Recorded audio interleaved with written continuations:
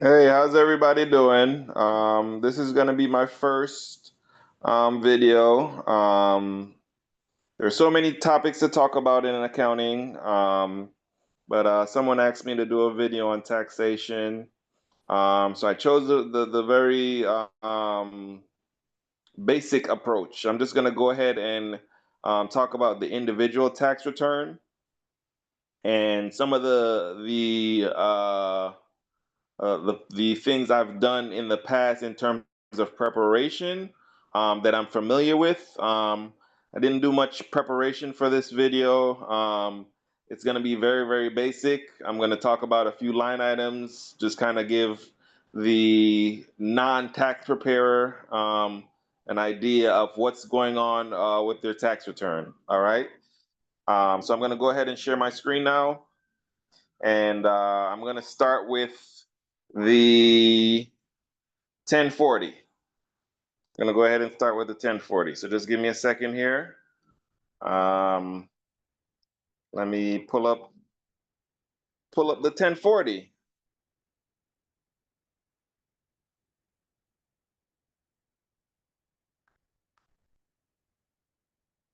All right, so here we go. We have the 2024 1040. All right. This is the individual tax return. Tax returns are notated by number. And for those of you who are the overachievers and just kind of want to know a little bit more, I'll give you a little bit of my knowledge. The 1040 is the individual return. Nonprofits, they use the 990. Partnerships use the 1065, and corporations use the 1120. So those are the different numbers for the tax forms. Those are the main businesses that you'll see out there. So those are the tax returns. Tax returns, the forms can be found on the IRS website. This is where I found this tax return. Yeah, the IRS pretty much has all the resources you need when it comes to tax preparation. And it's just irs.gov, I believe. Instructions. I rely heavily on instructions if I ever come across an issue that I don't know off the top of my head. The instructions are very detailed. You just need to take your time and read through them. But here goes nothing. Let me start talking about some of my knowledge with the 1040. Again, I didn't take any notes. This is just basic off the top of my head. So it's not going to be extremely detailed, but I'll try to give you as much information as possible. I truly think every person has the capacity to complete their own individual tax return. Um, because basically, I guess now we're gonna officially get into it. If you have a job, you're gonna get a W-2, right? So that's the most basic form of retrieving payment information, right? So your W-2, as you can see, your W-2 income is going to go on line 1A, right? And you can clearly see it says total amount from forms W-2. So that's pretty much how the tax system is set up. It tries to give you instructions on what to do. Now, I'm not gonna make it seem like preparing tax returns are easy, but that's pretty much it. It's just like when you're a kid and you're supposed to put the triangle in the triangle slot and the circle in the circle slot and the square in the square slot. It's pretty much the same concept. You just kind of have to read through things. The instructions have line by line information on how to prepare these things. And as you can see, the tax return itself does a little bit of trying to help you understand what you need to do. So if all you do is go to work, um, line 1A, you're going to see information on line 1A for W-2 income. And all you have to do, if you want to prepare your own taxes, if you use a software, there's going to be a button where you press right over in that white blank area, and a actual W-2 form will come up, and all you'll have to do is put in the information, just like filling out a job application. You just transfer the information that you know, and you're going to have your W-2 right in front of you. So all you have to do is copy the information and put it into the tax accounting software, and it'll populate line 1A, and there you go. There's some other nuances to the tax return, but that's pretty much how the tax return works, and that's how it works when you prepare the tax return for yourself. Um, the next thing is 1099. If you're a contract worker, right? If you're a contract worker, um, there's a line item for the 1099. So what you can do is you can put the 1099 on your Schedule C, right? Hang on one second. I think I have the Schedule C here. All right, so yeah. Before I go on to the Schedule C, the 1099 is a contract worker. Um, that means you technically um, have a business, right? It means you technically you have a contract with a company, right? Which means you have specialized skills that company requires. You are not an employee of that company, so you can use the Schedule C for profit and loss, right? And that's what I do. If I have a contract with a company, and because I'm a CPA, they're using my specialized skill as a CPA accountant. So I use the Schedule C, which as I mentioned, I'll bring up so you can take a look at that. But all the Schedule C does is if you're in business as a sole proprietor, that's the schedule you're going to use. That's technically what you are. When you have a contract with an organization, your income is reflective of a sole proprietor. So you fill out the Schedule C, and the Schedule C is going to populate one of these line items. And I believe when you look at the Schedule C, it'll tell you what line item it's going to populate. That's how straightforward it is, right? You just kind of have to know how to navigate things. So just a quick recap: line 1A, right? That's mostly how people operate. They have an employee job. So that's why line 1A is your W-2 wages. The second form of employment, again, a contract.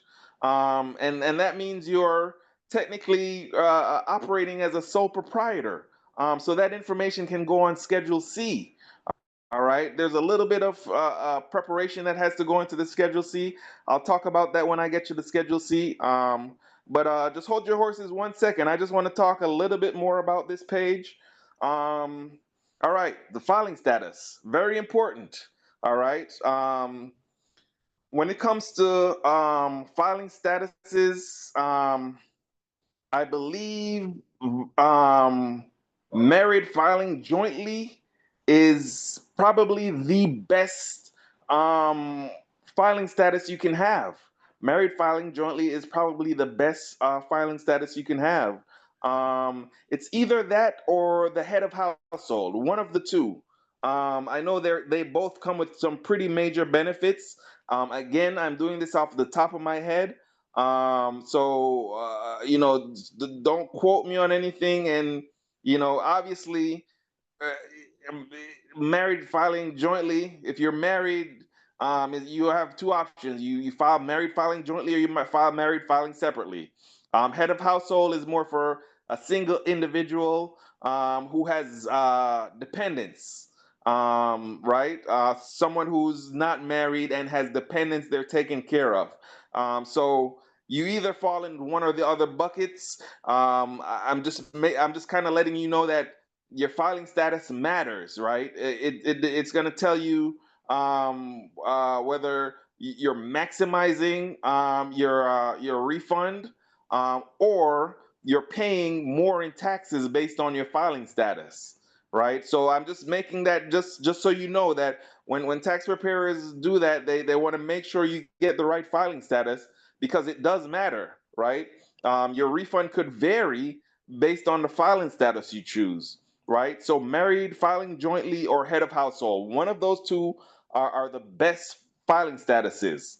And I want to think it's married filing jointly because when it comes to your exemptions and deductions, it's like you double it up because you're really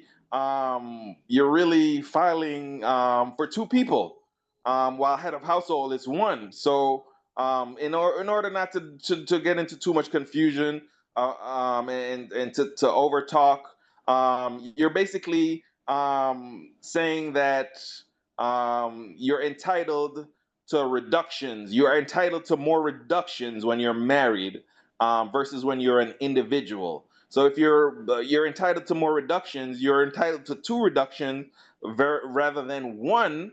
Obviously, jointly would be better because um, you're gonna subtract a greater number when you multiply times two versus if you just subtract one. So again, when you go to do your taxes or if you want to do some research on it, um, check it out. Either married filing jointly or head of household is the best status. The worst, married filing separately.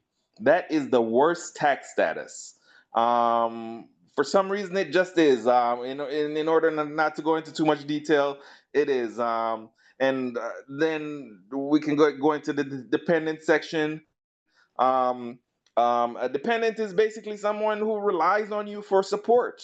There's a lot of criteria to determine if someone is a dependent, and a dependent doesn't necessarily mean a child. It can mean someone who's disabled. A disabled person can be a dependent. And when you fill out this section for dependents, you generally have to include their social security number. All right. So yeah, hopefully everybody's still with me. Yeah, that's a bulk of what goes into this page for the very basic person, right? Someone who has a W-2, someone who's a 1099 worker. Those are the two forms of employment, and that's the very basic that's the very basics of the tax return, right? Just getting up and going to work every day. Now let's get into a little bit more. And as I said, the tax return is somewhat straightforward. Um, let's look at line two. You have line 2A, right? 2A it says tax exempt interest. So if you have money in a checking account that's bearing interest, um, that's usually taxable, right? That's usually taxable interest.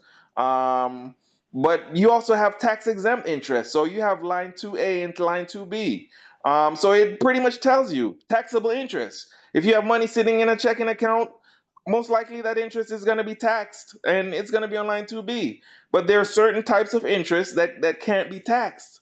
Off the top of my head, I think municipal bonds carry interest that's non-taxable. So that would be a tax exempt interest. And I believe that would go on line 2A. Again, this is just off the top of my head.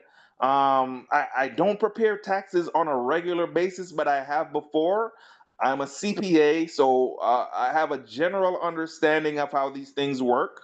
So I'm just kind of giving you an idea of how a tax preparer approaches these things. Do you have municipal bonds? That means you should see something on tax line 2A. Do you have a checking account that bears interest? You should see something on line tax 2B. And normally, with every one of these lines, the institution that oversees or manages those finances for you is going to send you an information return.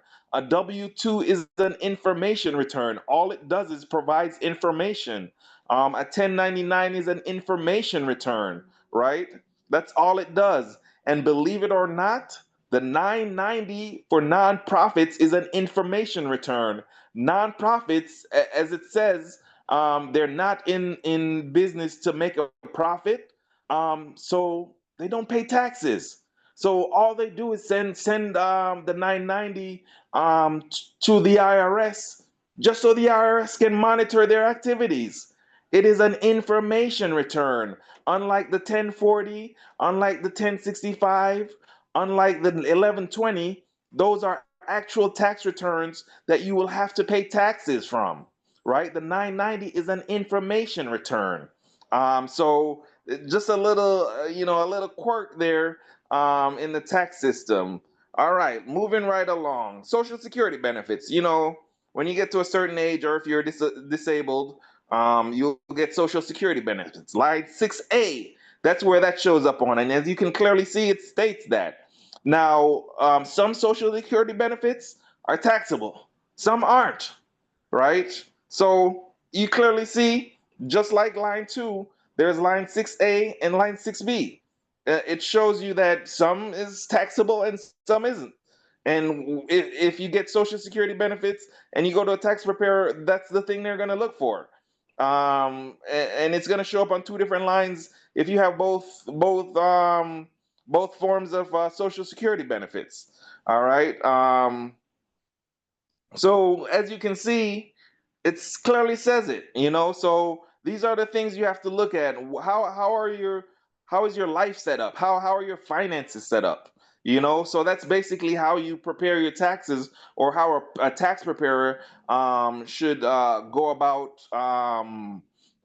retrieving your information returns, your W-2, your 1099. So each one of these things have a number. That's just how the tax system works. And there are many forms that are going to roll up into the 1040, the 1065, the 990. There are many other numbered forms that are going to roll up into these forms, because the IRS needs more detail on this information. And within the IRS's system, they do analytics. They look at things to see if things don't make sense, if people are making up numbers, right? So for example, the 1090, when you're a contract worker, when you are self-employed. My apologies. I said a sole proprietorship, which is technically being self-employed. I didn't use the word self-employed. It technically means the same thing. So when you're self-employed, or you're a sole proprietor, or you just have a contract with a company, that 1099 reflects your income from being paid, but that goes on the Schedule C, which is which technically looks like another tax return, but it rolls up into this tax form, and I believe um, it goes, well, not I believe, I know it goes on one of these line items. And as I said, I didn't prepare for this. I'm just kind of this channel is kind of to help, and it's kind of for my benefit. I enjoy teaching, I enjoy sharing information, but at the end of the day, you can lead a horse to water, but you can't force it to drink, right? I can't tell you everything, I can't teach you everything, just like you can't teach your kids every single thing they're going to learn in life. I can only point you in a certain direction, and you have to pick up on your own. All right. But anyway, I think when we get to the Schedule C will tell us what line item it rolls up into, but it definitely rolls up into the line item on this page, because as you can see, the tax return also has things broken down in different sections. You have income. So this is going to be all your income items. Every form of income you can think of is going to show up in this section here. You clearly see right here on the left hand side of the page, that it says income in bold. So from 1 to 15, it's going to be income related items, and it has subsections where you see deductions. Some of the deductions are related to income is also in this section. All right, I think I covered it. The only thing that we haven't fully unraveled is where the 1099 income goes, or where it's going to roll up. And in order for me not to struggle through this, I'm going to move on. And Yeah, I'm going to move on. And As I said, normally these things are pretty straightforward. So the 1099 might not the 1099, the Schedule C will most likely tell us where it rolls up on the 1040 main page. All right. So let me see here now. I'm going to move on and try to go to the second page of the 1040. Let's see.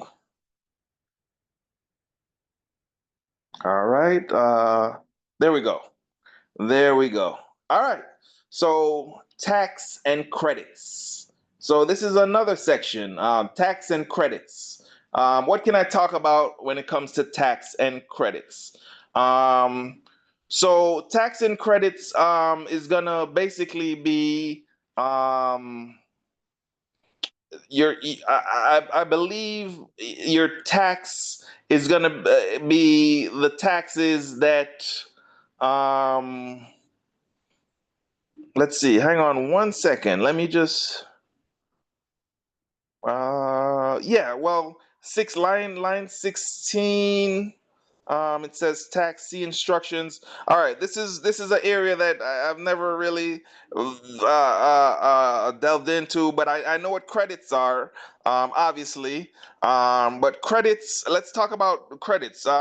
When I think about taxes, you talk about withholdings, right? Um, but withholdings are in the payment sections, or the payment section, which you see is below tax and credits. So I believe what may roll up into line 16, there's something called the alternative minimum tax, right? So I'm not sure if that's what rolls up into these line items. We could talk. There's whole college courses, on taxation. But I'm talking off the top of my head. So the alternative minimum tax, all that is if you're well-to-do and you make a lot of money, and somehow you have a great tax accountant, the alternative minimum tax um, basically says you're supposed to pay a certain amount of tax. So it gives you a minimum tax that you should be paying. All right, that's what the alternative minimum tax does. So I believe that may be what rolls up into this section. Credits. Credits are two things. They're refundable and non-refundable. I see the child tax credit. A lot of people are familiar with the child tax credit. The government gives you credit for having kids, for having dependents, right? I guess this is a good stopping point to kind of explain the overall tax picture. All right. So we saw income. Obviously, if you go to work, you get up every day, you're going to have income, right? So what happens is you have income, and the government says, based on how much income you make, we want you to pay your fair share, so we can fix roads, so that we can pay the police, so that we can make sure our government agencies run, right? So based on how much income you make, they expect you to pay your fair share, and that's all you're doing with the tax return. You're determining based on your lifestyle what is your fair share. All right. So when you have a certain amount of income, you could have $50,000 worth of income, um, and pay more taxes at the end of the day when this return is done than someone who has $100,000 worth of income. Why? If you have $50,000 worth of income, um, and like I mentioned, your filing status is in the worst. You have no kids, you get no child tax credit, which is the government saying you have a child. You're entitled to a little bit more leeway when it comes to having disposable cash to spend, right? So if you have no children, you don't get the child tax credit, which should be obvious, right? It says child tax credit, but just for argument's sake, I just wanted to explain that's what that means. All right. And if you're making 100,000 and you're married, that's two standard deductions that you're getting, right? So back to not make this confusing, income. You have income, the government determines, all right, if you have a kid, that income should go to that kid, right? If you have a disabled parent, some of that income should go. So the government actually tries to be fair by giving you tax breaks. That's what it's called. It's called tax breaks. You have the standard deduction, you have many deductions, and you have a variety of credits. So the goal is to find as many deductions and as many credits as possible to lower your income, so that your income is so small that the government determines that, hey, this person really has too much going on, that encumbers their finances, that they deserve a break. They shouldn't pay as much in taxes. That's the goal of preparing your tax return, right? You want to make sure your financial picture is completely depicted, so that you pay your fair share. And if you are burdened with um, uh, excessive expenses like having a child or a disabled parent or going to school, things of that nature, the government determines, like, hey, this person has a lot going on. Let's give them tax breaks so that they can not pay too much in taxes. But someone who doesn't have as much going on, they deserve to pay some tax dollars, because they have a lot of disposable income. You know, so the system tries to be fair, but if you have excess disposable income, the government, they want to dip their hands in that a little bit, because I guess the truth of the matter is you're using the roads, right? The government agencies are overseeing matters that pertain to you. So I believe that, in essence, it's fair, but some people may say, if I got extra cash, it should be mine. But you have to be mindful. The world doesn't belong to you and you only. So I guess there is some fairness there. Um, Taxation is necessary, because there is representation. A little history there for some of you. Anyway, moving on. This video wasn't supposed to be that long. It was supposed to only be a few minutes, but I'm getting carried away here. Anyway, payments. As you can see, it says federal tax income or federal income tax withheld, under the payment section, line number 25. Um, W-2. So that's the taxes that comes out of your check, um, every week, every 2 weeks, every month, however you get paid. So basically, line 25A, exactly the amount that totals your W-2s should show up on line 25A, with taxes, your federal taxes withheld. So if you have three W-2s and it says the federal taxes on there, and you add those numbers up, every time those three W-2s, those numbers should add up to this line here, 25A. That's a way to check that your tax preparer did the right job. But the system is set up so that it's hard to mess up now, because, as you know, there's e-file, and e-file does a lot of artificial intelligence checks. So if line 25A and the W-2 that you inputted on line 1A has variances, it's going to kick it out. It's going to reject it from the system. All right. So yeah. So, but you know, in the old days, that would be a good check. When people were doing things manually, do your W-2 federal taxes withheld equal line 25A of your 1040? That would be a check that you'd have to go through. That firms would probably have written down somewhere. But now computers do those things for us. Similarly, on line 25B, the 1099 that you get as a contract worker, you can request the company withhold taxes from it. You can request they do that just so that you hold yourself accountable.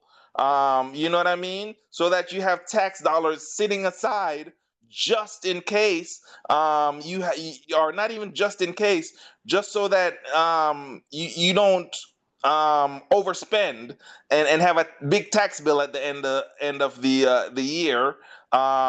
Because what happens is they take those tax dollars out and they remit it to the government, right?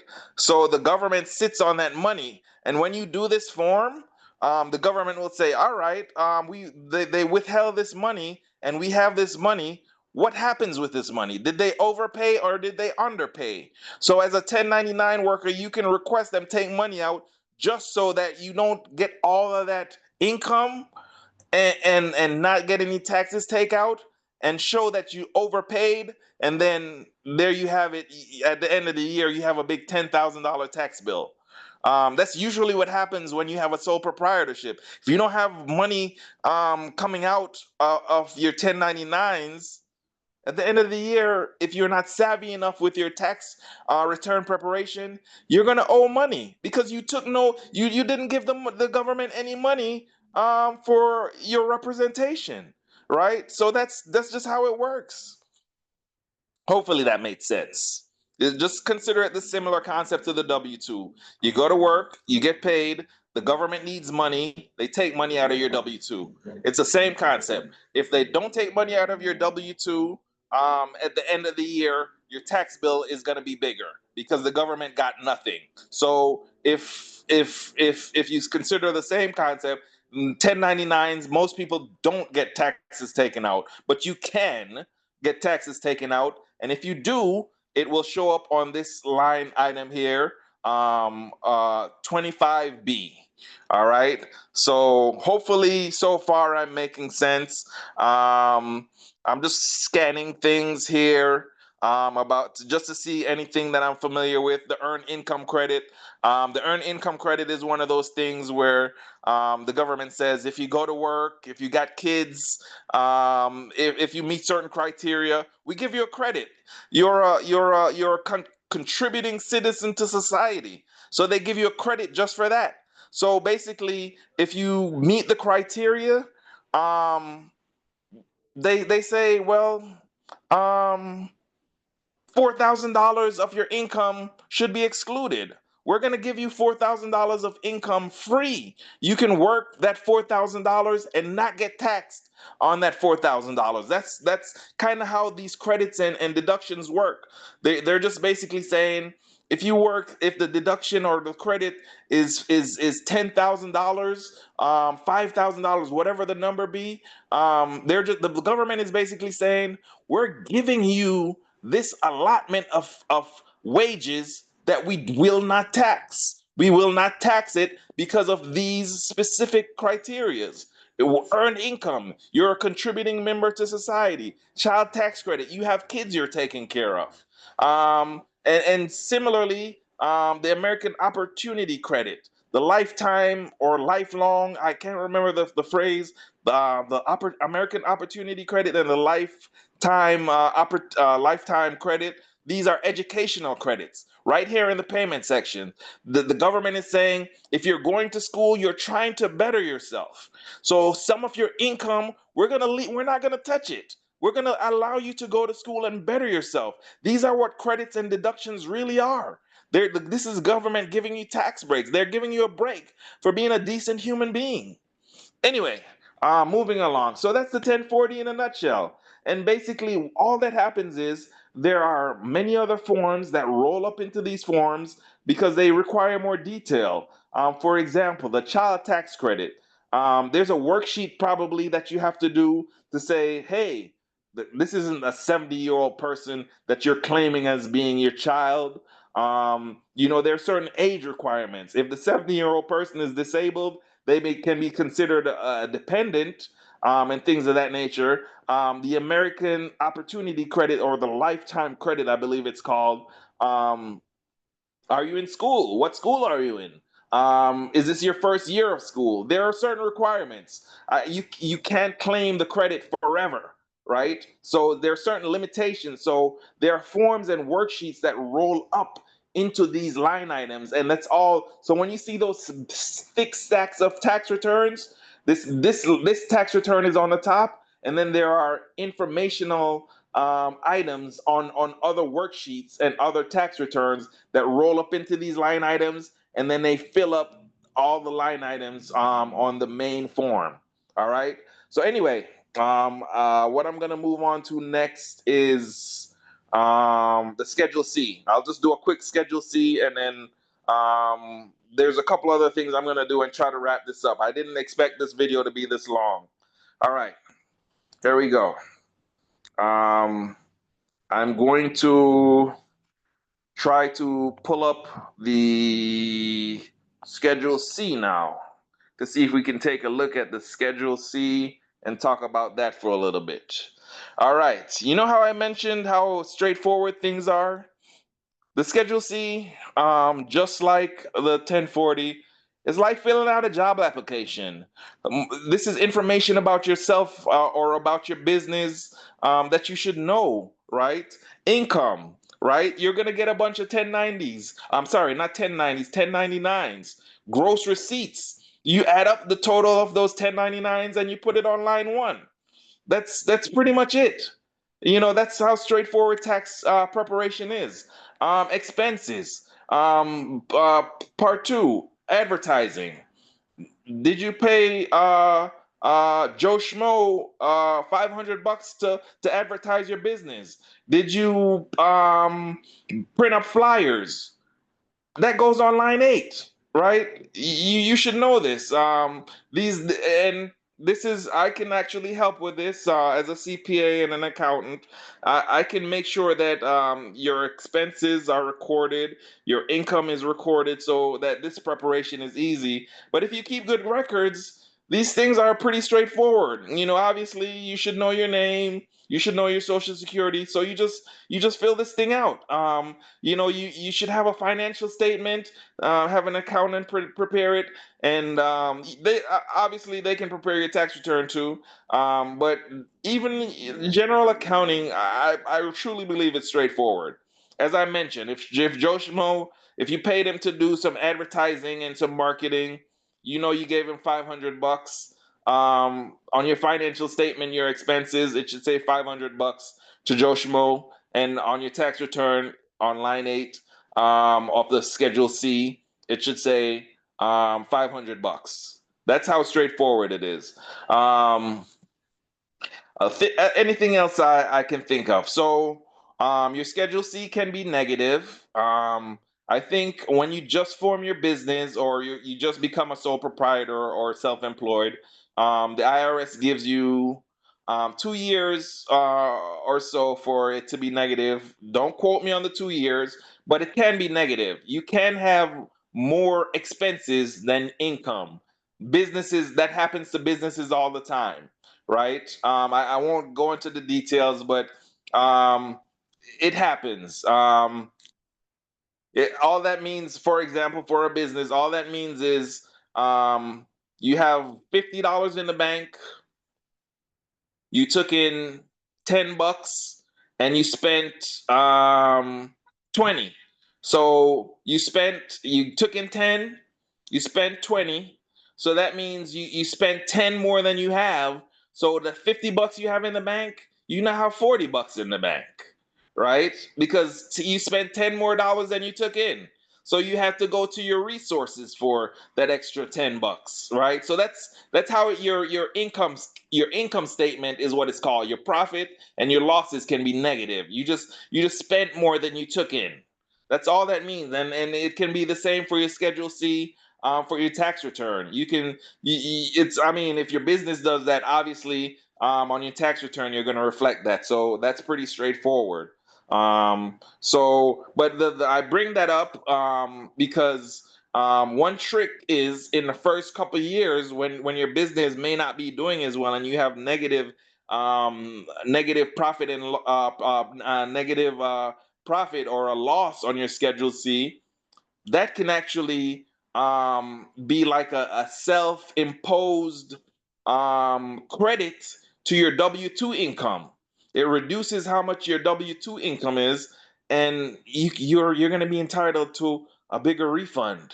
That's something I've seen in my tax returns, and it can be a strategy.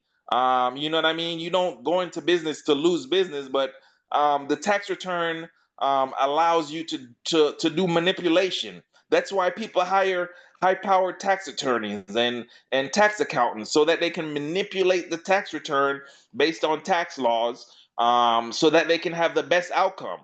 The truth of the matter is, I learned this in tax class. There's tax evasion and there's tax avoidance.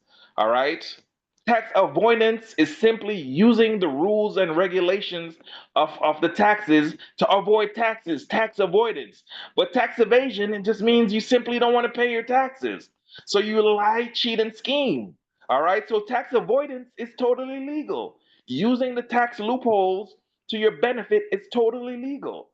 All right. But you don't want to practice tax evasion. That'll land you in handcuffs. All right.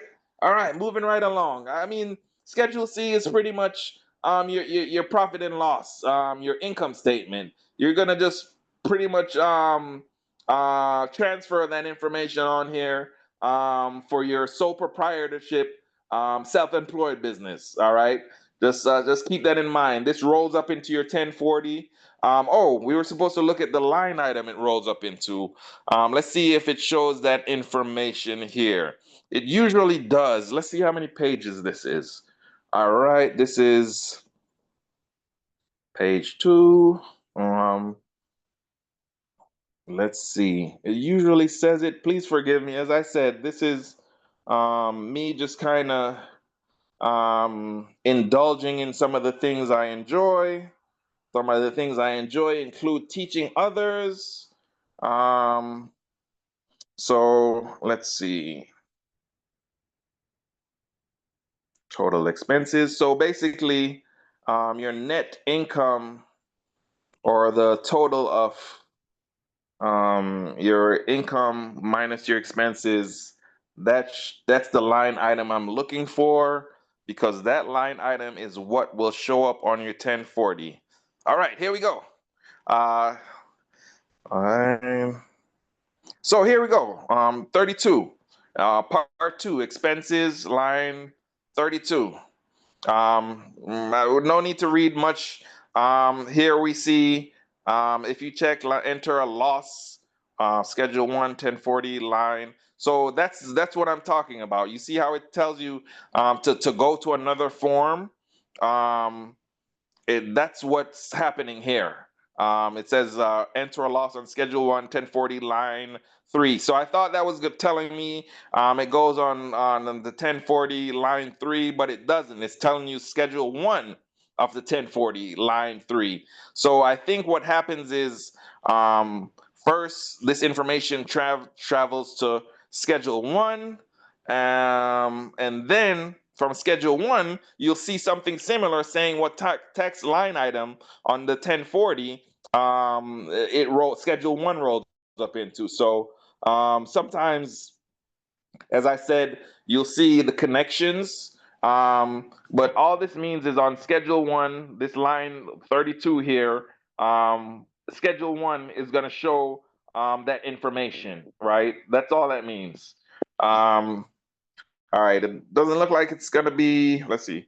If you check 32A, enter the loss on both Schedule 1 40 learning schedule. All right. Yeah. So all I'm trying to do is just kind of show the connection between tax forms here.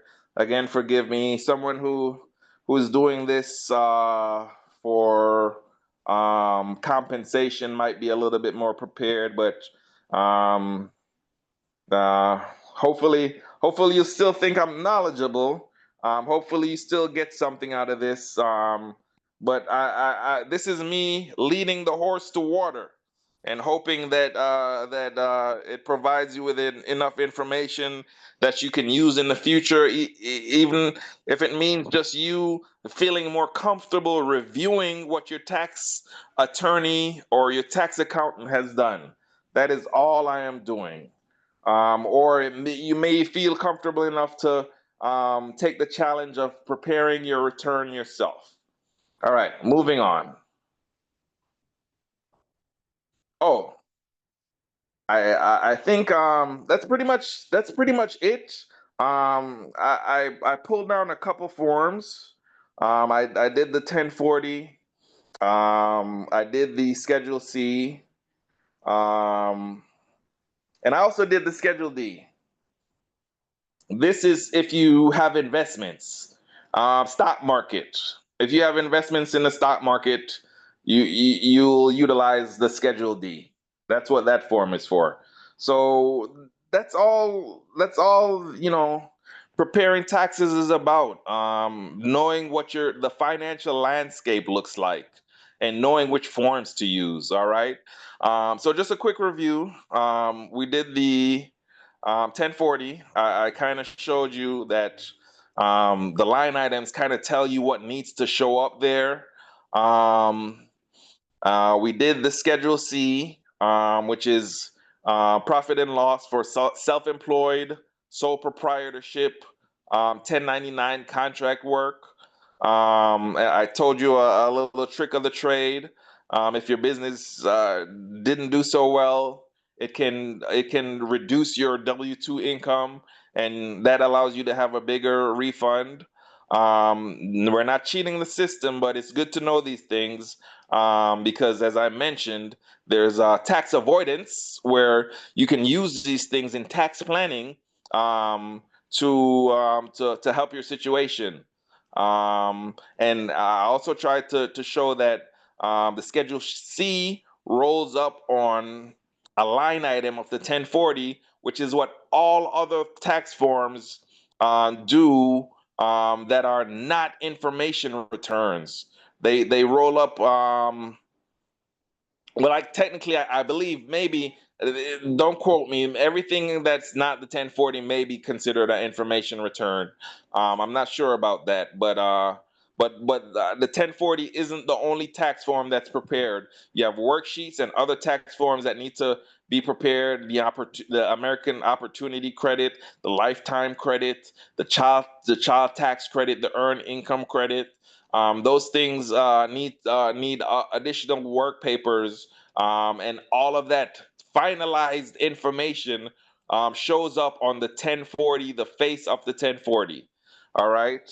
We talked about Schedule D, which is for investments on the stock market.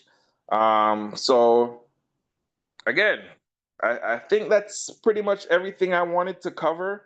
Um, let's see. Yeah. Um, that is pretty much it. Hopefully this video was helpful. Um, I always say that you guys can comment, ask questions, um, and I can make videos based on suggestions and questions. All right, I'm willing to do that. I can do this in my spare time.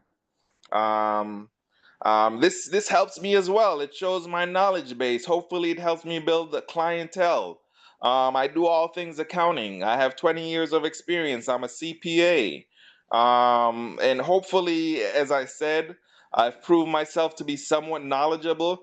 Taxation is my um, least experienced field. So hopefully I've done a good job of impressing you with my 1040 knowledge, my 990 knowledge, my 1065 knowledge. Well, I didn't really go into any details, but I did tell you what those tax forms are. So hopefully I've impressed you enough with knowing that information that you would possibly trust me with your accounting or your tax preparation. So I think with that said, I'm going to conclude this video. As I mentioned, I always like seeing comments. I take joy in answering questions. And believe it or not, I'll make videos based on your comments and your questions. That's what the channel is about. I'll follow suit with all my other or my fellow YouTubers where they take suggestions and they make videos. I have tons of things I can do, but I'd rather it be useful. I'd rather someone needing the information and I can provide it. All right. With that said, that's it. That's the 1040 in a nutshell. I think I did a pretty good job. But let me know. Are there any other questions anyone may have? All right. My name is Janoy Lewis. This is my channel. Thank you for viewing.